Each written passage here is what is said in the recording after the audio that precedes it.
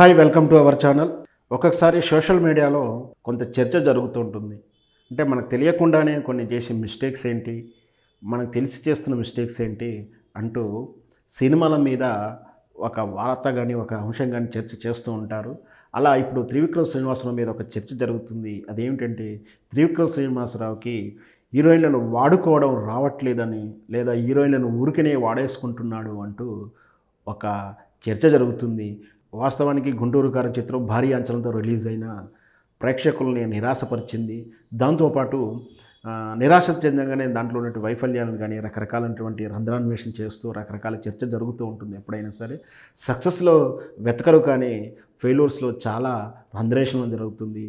ఇక్కడ ఏంటి అంటే 'గుంటూరు కారంలో' హీరోయిన్గా శ్రీలీల మెదడి హీరోయిన్గా తీసుకున్న రెండో హీరోయిన్గా తీసుకున్నటువంటి మీనాక్షి చౌదరిని చిత్రంలో ఏ విధంగా స్కోప్ లేదు, పెద్దగా ప్రాధాన్యత లేదు, అంత మాత్రానికి అంత పెద్ద హీరోయిన్ మీనాక్షి చౌదరిని తీసుకోవడం డబ్బులు బొక్క కదా అంటూ ఒక రకమైనటువంటి చర్చ.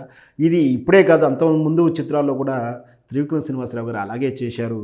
అలా చూసుకుంటే 'అరవింద సమేత' చిత్రంలో పూజా మెయిన్ హీరోయిన్ ఈషా రెబ్బని కూడా తీసుకోవడం జరిగింది. దాంట్లో కూడా ఒక పాట తప్పించి ఈషా రెబ్బని కానీ ఆ సినిమాలో ప్రాధాన్యత లేదు.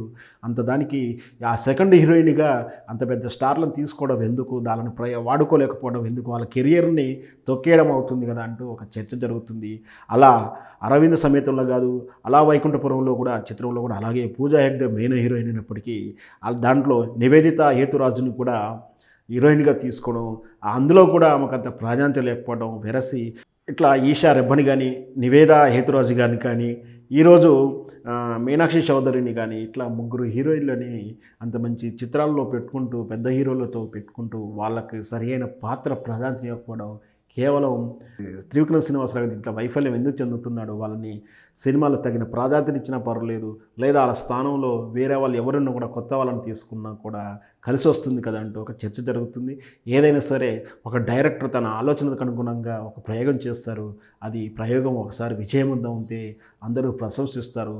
వైఫల్యం చెందినప్పుడే ఇలాంటి విమర్శలు వస్తుంటాయి. ఏదైనా సరే డైరెక్టర్ ఈజ్ డైరెక్టర్ నిర్ణయానికి అది వదిలేయాల్సి ఉంటుంది.